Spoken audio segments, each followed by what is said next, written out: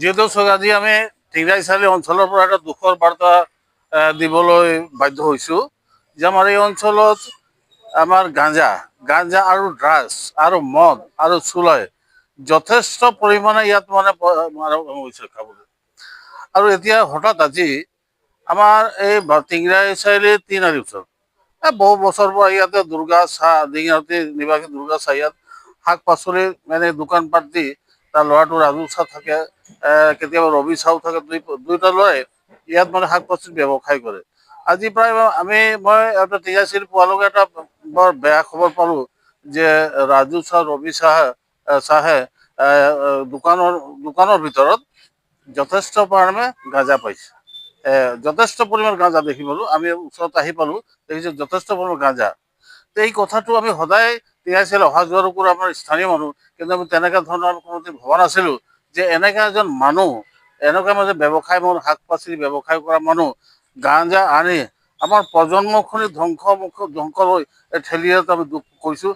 আৰু মই কৈছোঁ যে ইয়াত প্ৰশাসনকো কম, আৰু প্ৰশাসনক মই কৈছোঁ, আগতে মই কৈছোঁ যে ইয়াত কিন্তু গাঁজাৰ ব্যৱসায়টো চলি আছে আৰু মদৰ আৰু গাঁজা এইবোৰ ড্ৰাগছো আহিছে। মই আগত কৈছিলোঁ, ভালবেলিও কৈছিলোঁ যে এইটো কিন্তু আমি অলপ চবেই যাতে চকু দিয়ে আৰু ইয়াত যাতে তেনেকুৱা ধৰণৰ নহয় তাৰ কাৰণে আমি প্ৰশাসনক কৈছিলোঁ, অনুৰোধ কৰিছিলোঁ যে আমি চকু দিব লাগিব।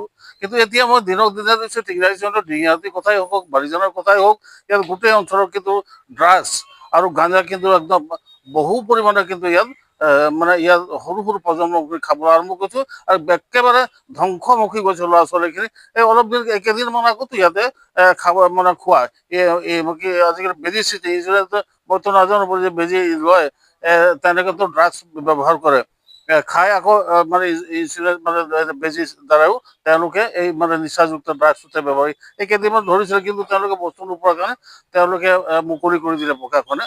তো এইকাৰণে যদি এনেকুৱা ধৰণৰ হয় তেতিয়াতো আমাৰ গোটেই প্ৰজন্ম, গোটেই ল'ৰা ছোৱালী আমাৰ ধ্বংসমুখলৈ গৈছে। সেইকাৰণে আমি সতৰ্ক হ'ব লাগিব।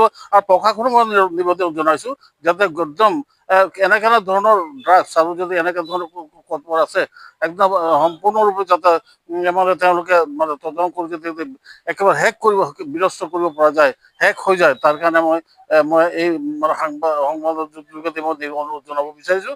নহ'লে কিন্তু আমাৰ ভৱিষ্যত নাই, আমাৰ কিন্তু ল'ৰা ছোৱালী একেবাৰে প্ৰজন্ম কৰি ধ্বংসমুখ হ'বলৈ গৈছে। এইটো আমাৰ বৰ দুখৰ বিষয়।